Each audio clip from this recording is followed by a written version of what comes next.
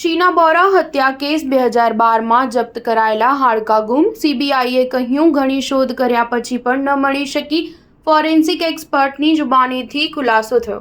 शीना बोरा murder કેસમાં નવો વળાંક આવ્યો છે। રાયગઢના પેન ગામના જંગલમાંથી 2012 માં જપ્ત કરાયેલા હાડકા જેને સીબીઆઈએ शीना બોરાના અવશેષો હોવાનું કહ્યું હતું તે હવે ગુમ છે।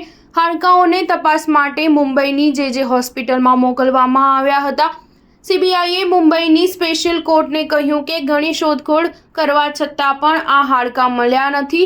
હકીકતમાં આઈએનએક્સ મીડિયાના પૂર્વ સીઈઓ ઇન્દ્રાણી મુખર્જીની પુત્રી शीना બોરાની 2012માં ગળું દબાવીને હત્યા કરવામાં આવી હતી। આરોપ છે કે ઇન્દ્રાણીએ તેના પૂર્વ પતિ સંજીવ ખન્ના અને ડ્રાઈવર શ્યામવર રાય સાથે મળીને शीनाની હત્યા કરી હતી। આ પછી તેઓ મૃતદેહને મહારાષ્ટ્રના રાયગઢ જિલ્લાના પેન ગામના જંગલમાં લઈ ગયા અને સળગાવી દીધો।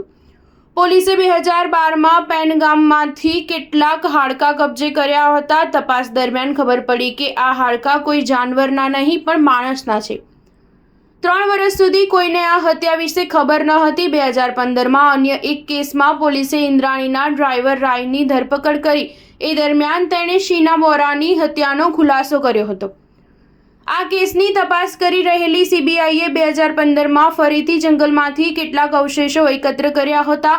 સીબીઆઈએ આ અવશેષોને તપાસ માટે એમ્સ દિલ્હી મોકલ્યા હતા। સીબીઆઈ આ અવશેષોને 2012માં મળેલા હાડકા સાથે મેચ કરવા માંગતી હતી। 2012માં ગુમ થયેલા હાડકા જે હોસ્પિટલના ફોરેન્સિક નિષ્ણાત ડોક્ટર ઝેબા ખાનની જુબાની દરમિયાન પ્રકાશમાં આવ્યા હતા। ડોક્ટર ઝેબાએ પોતે 2012માં હાડકાની તપાસ કરી હતી અને પુષ્ટિ કરી હતી કે હાડકા માનવીય છે। સીબીઆઈ ઈચ્છતી હતી કે 2012માં જપ્ત કરાયેલા હાડકાઓને ઝેબાની જુબાની સાથે કોર્ટમાં રજૂ કરવામાં આવે, પરંતુ હાડકા મળ્યા ન હોવાથી સીબીઆઈ પુરાવા તરીકે હાડકા રજૂ કરશે નહીં। સ્ટાર ન્યૂઝ 7 હંમેશા સચ્ચાઈની સાથે।